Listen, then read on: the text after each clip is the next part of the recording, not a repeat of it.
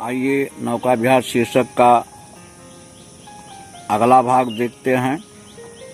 नौका से उठती जल हिलोर, हिल पड़ते नभ की ओर छोर, विस्फारित नैनों से निश्चल, कुछ खोज रहे चल तारक दल, ज्योतित कर जल का अंतस्थल, जिनके लघुद्वीपों को चंचल, अंचल की ओट किए अबिलर, फिरती लहरें लुक छिप पल पल।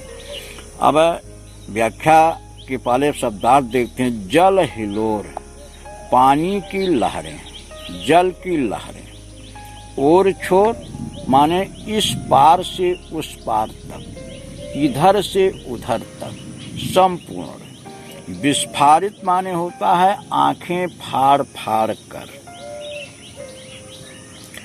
निश्चल माने शांत या स्थिर। तारक दल, तारों के समूह। तारक माने तारे, दल माने समूह। ज्योतित माने होता है प्रकाशित, ज्योतित कर, प्रकाशित कर। जल का अंतस्थल, अंतस्थल माने होता है भीतरी भाग या भीतरी हिस्सा। जल का अंतस्थल यानी जल के भीतर, पानी के भीतर, पानी के अंदर। लघु माने छोटे, दीप माने दिए, चंचल माने चलायमान, अंचल माने आंचल, ओट माने आड़। अब एक शब्द आया है ओट। परीक्षा की दृष्टि से हम इसको भी बता दें। ओट दो तरह का लिखा हुआ मिलता है। एक आ पर ओ का मात्रा लगता है ओट, एक वा पर ओ का मात्रा लगता है ओट। दोनों में फर्क क्या है, जैसा कि परीक्षा में पूछा जाता है कि मिलते जुलते शब्दों के अर्थ अलग अलग करने होते हैं, पृथक पृथक करने होते हैं। तो ओट, ओट, तो ओट जब आ से ओट लिखा जाता है, उस ओट माने आड़ होता है।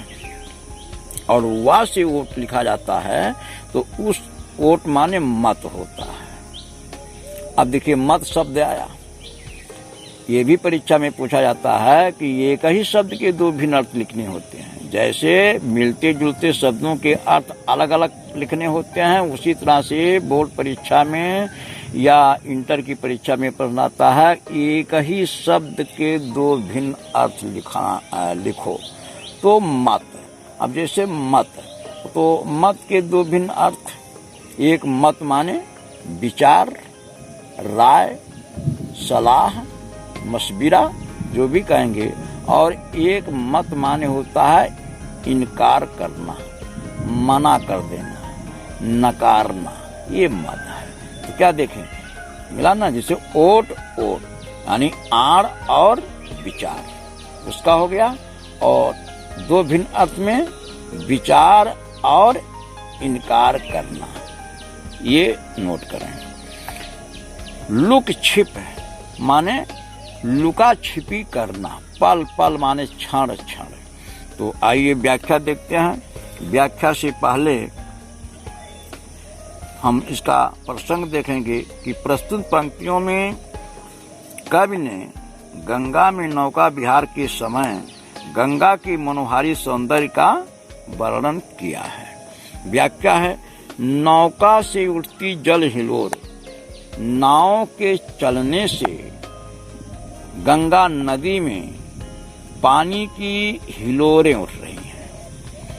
हिल पड़ते नभ के ओर छोर, जिससे या उन हिलोरों से प्रतिबिंबित आकाश हिल उठता है।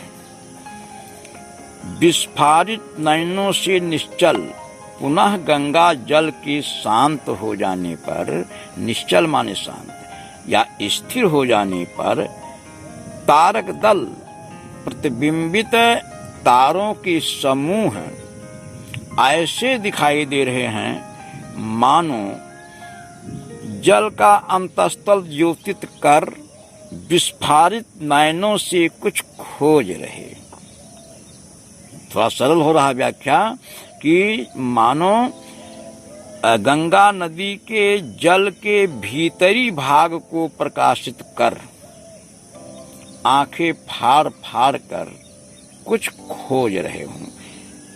यानी गंगा नदी के शांत हो जाने पर, स्थिर हो जाने पर प्रतिबिंबित तारों के समूह ऐसे दिखाई दे रहे थे मानो जल के भीतरी भाग को प्रकाशित कर आंखें फाड़ फाड़ कर कुछ खोज रहे हों। कहने का भाव है कि जब अंधेरे में कोई वस्तु खोजना होता है तो सबसे पहले वहां प्रकाश किया जाता है और प्रकाश करने के बाद पूरी सावधानी से आंखें फाड़ फाड़ कर उसे खोजने का प्रयास किया जाता है।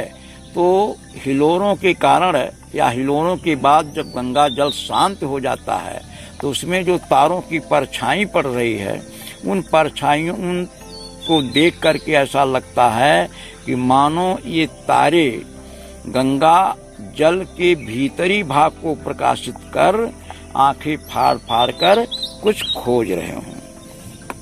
जिनके लक्षद्वीपों को चंचल अंचल की ओट किए अविरल फिरती लहरें लुक्षिप पल पल।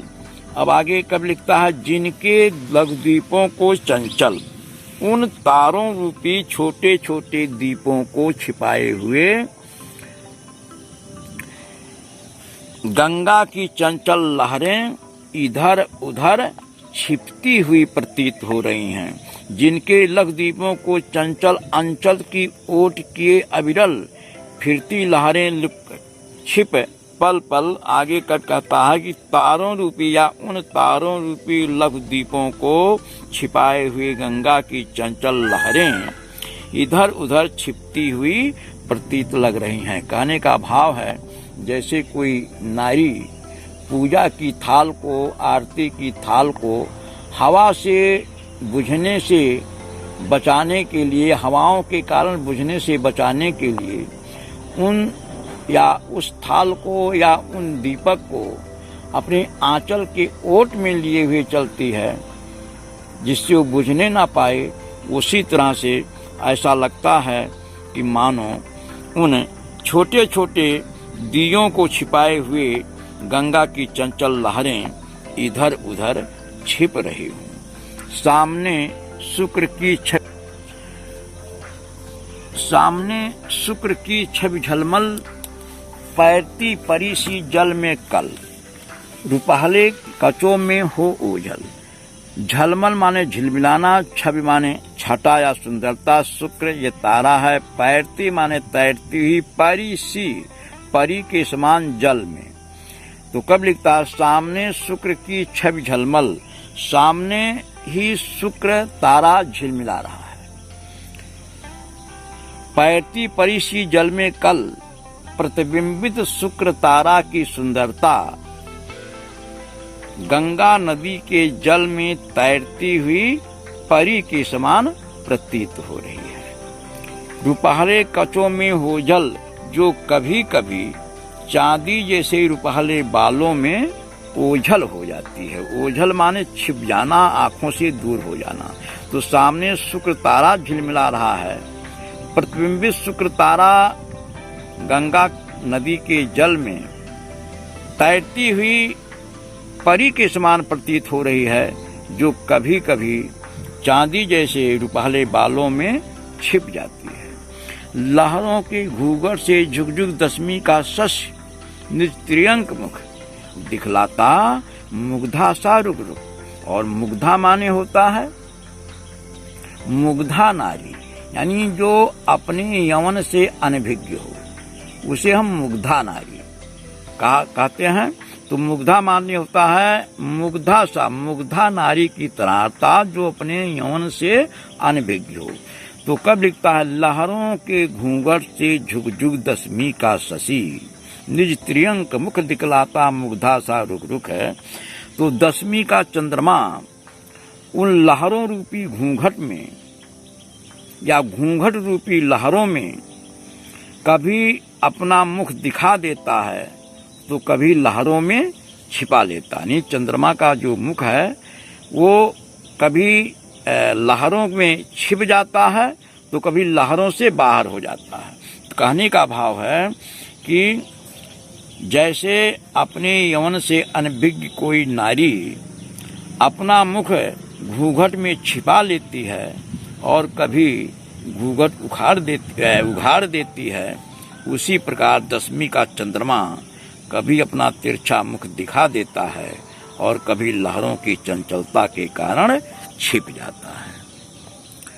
फिर आगे है, जब पहुंची चपला बीच धार, छिप गया चांदनी का कगार, दो बाहों से दूरस्थ तीर, धारा का किस कोमल शरीर, आलिंगन करने को अधीर, अति दूर क्षितिज पर बिटव माल, लगती भ्रू रेखा सी अराल, आपलक नवनील नयन विशाल, माँ के उर पर शिष्या समीप, सोया धारा में एक द्वीप, उर्मिल प्रवाह को कर प्रतीक, वह कौन बिहक क्या बिकल कूक, उड़ता हरने निज विरह शोक, छाया की कोकी को बिलोक।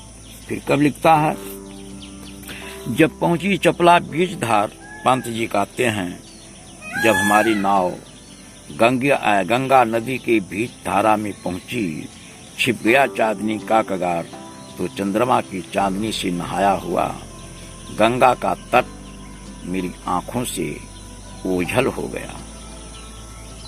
दो बाहों से दूरस्थ तीर, और उस समय गंगा नदी के दोनों तट दो भुजाओं के समान प्रतीत हो रहे थे।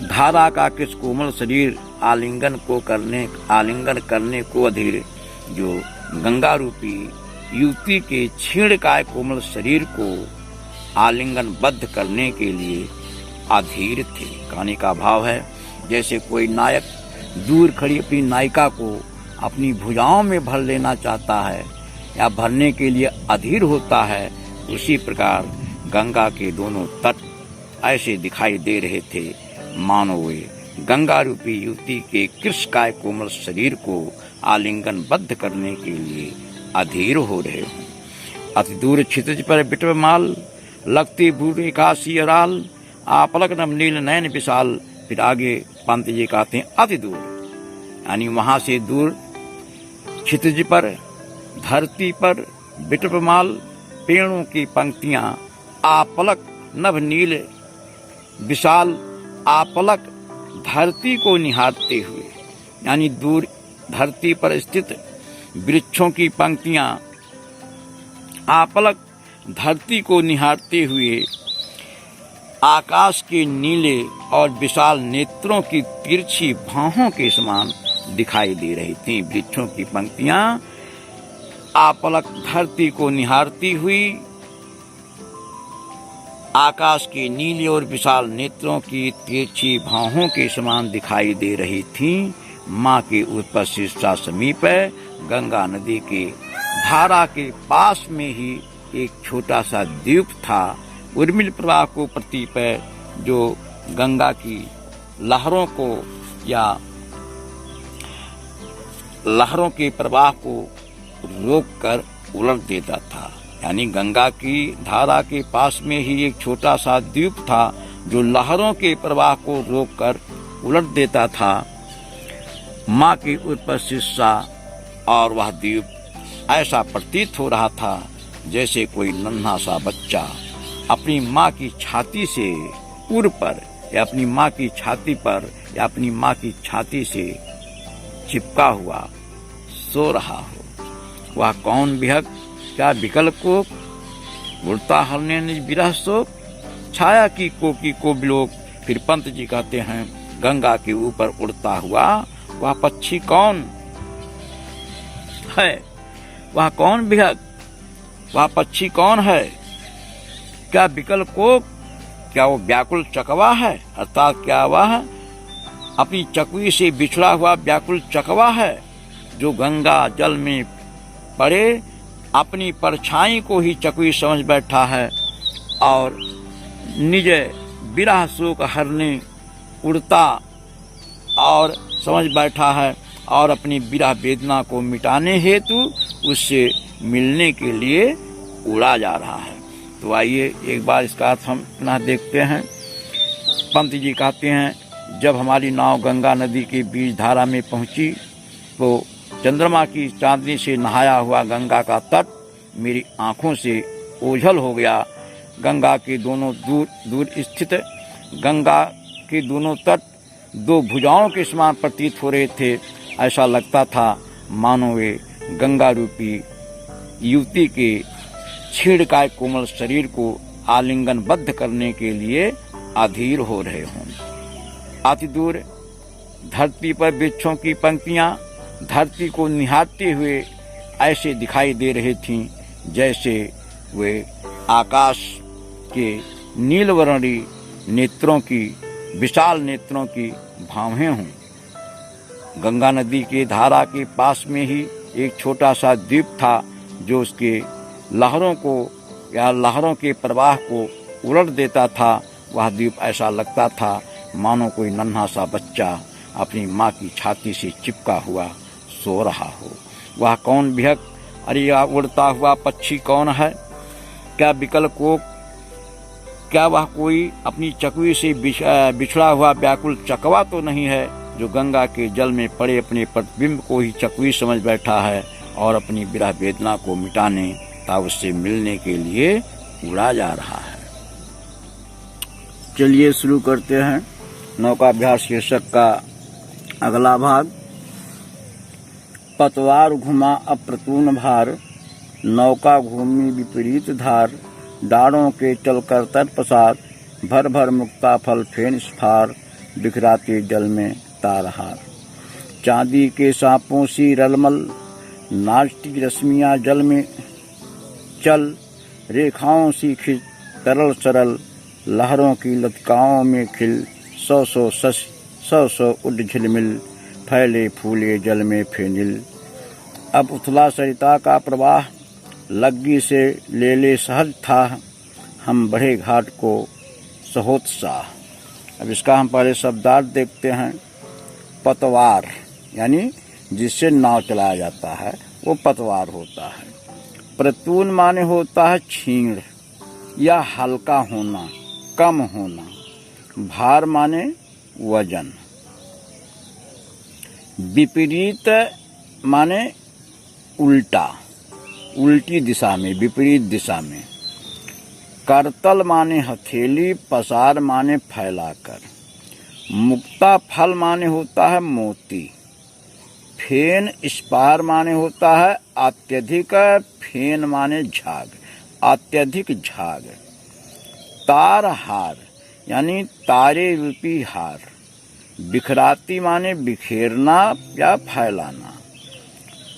चांदी के सांपों सी यानी चांदी के सांपों के समान।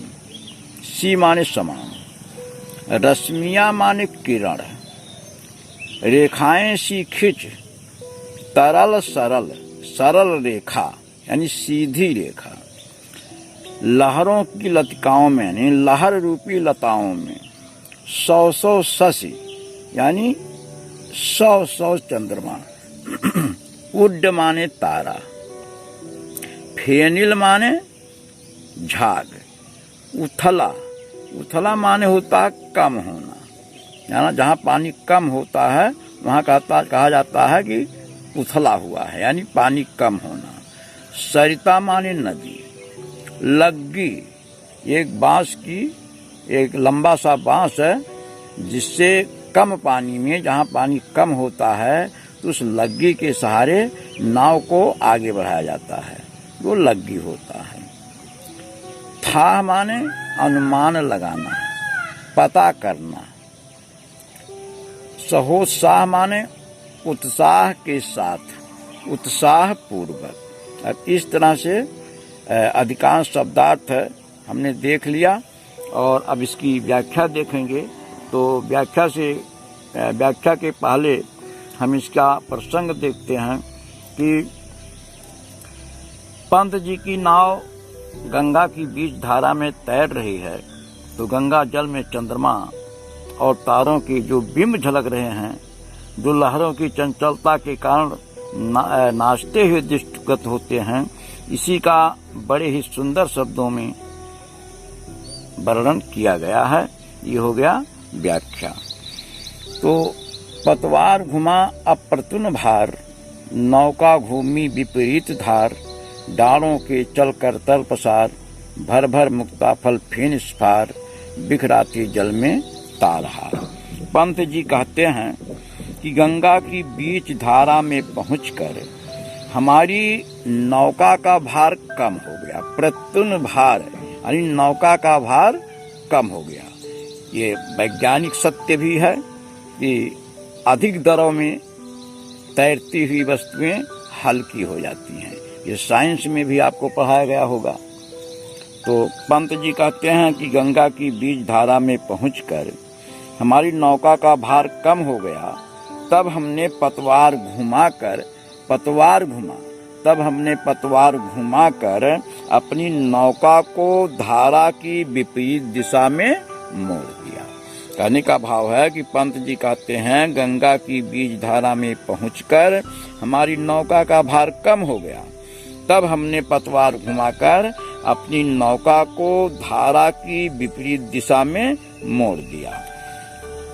फिर आगे कहते हैं डाणों के चलकर तल पसार, भर भर मुक्ता फल फेल इस पार।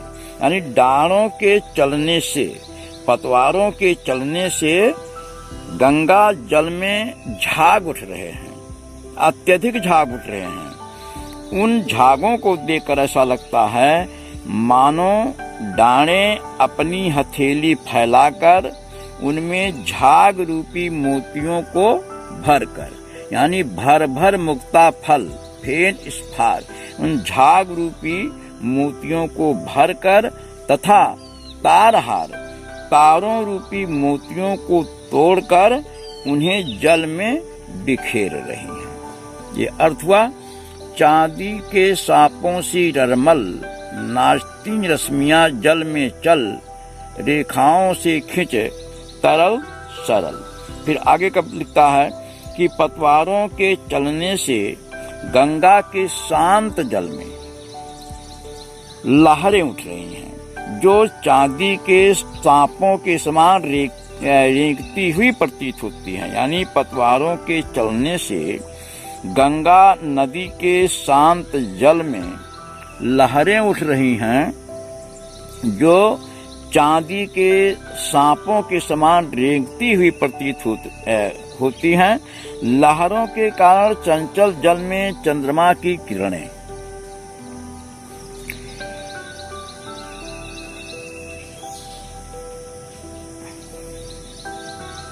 नाचती हुई प्रतीत होती हैं।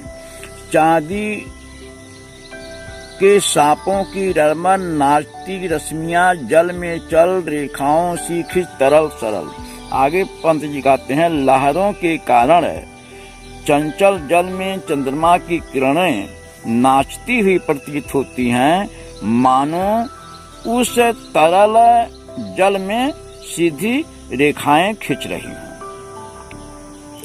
लहरों की लतिकाओं में खिल सौ शशि, सौ उठ झिलमिले, फैले फूले जल में फेनिल। फिर आगे कब लिखता है कि लहरों के बीच में, लहरों की लतिकाओं में यानी लहरों के बीच में प्रतिबिंबित चंद्रमा सौ चंद्रमा बनकर, सौ शशि, सौ चंद्रमा बनकर और सौ उठ झिलमिल और एक एक तारा सौ तारे बनकर सुशोभित हो रहे हैं, जिन्हें देखकर ऐसा लगता है मानो लहरों रूपी बेलें फल फूल उठी हों। फल फूले जल में फेनिल। तो कब लिखता है कि लहरों के बीच में प्रतिबिंबित चंद्रमा सौ चंद्रमा बनकर और एक एक तारा सौ तारे बनकर सुशोभित हो रहे हैं, जिसे देखकर ऐसा लगता है मानो लहरों रूपी बेलें फल फूल उठी हों। अब उथला सरिता का प्रवाह लग्गी से ले सहज था, हम भरे घाट को सहोसा। पंत जी कहते हैं कि अब हम अपनी नौका को गंगा की बीच धारा से निकालकर घाट की ओर चल दिए। हम जैसे जैसे घाट की ओर बढ़ते गए, जल उथला होता गया, यानी जल कम होता गया। तब हम लग्गी से पानी की गहराई का ताह लगाते हुए, अनुमान लगाते हुए उत्साह पूर्वक घाट की ओर बढ़ने लगे।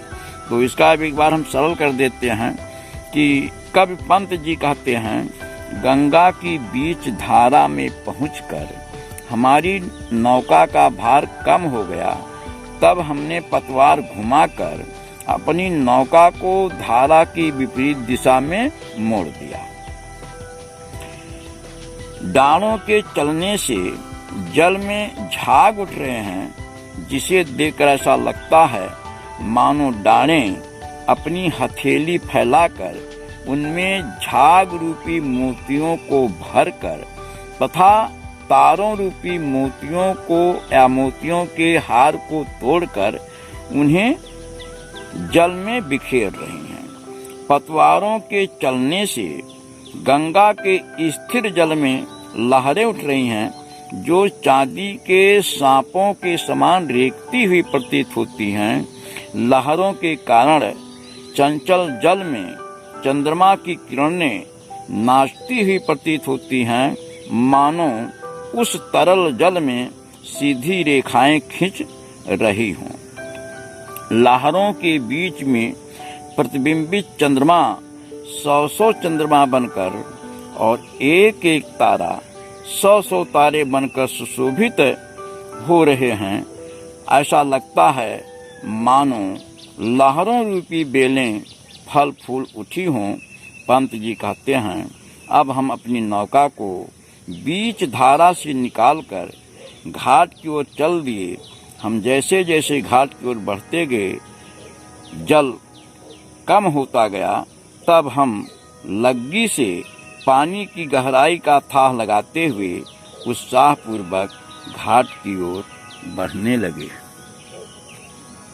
अगली कविता।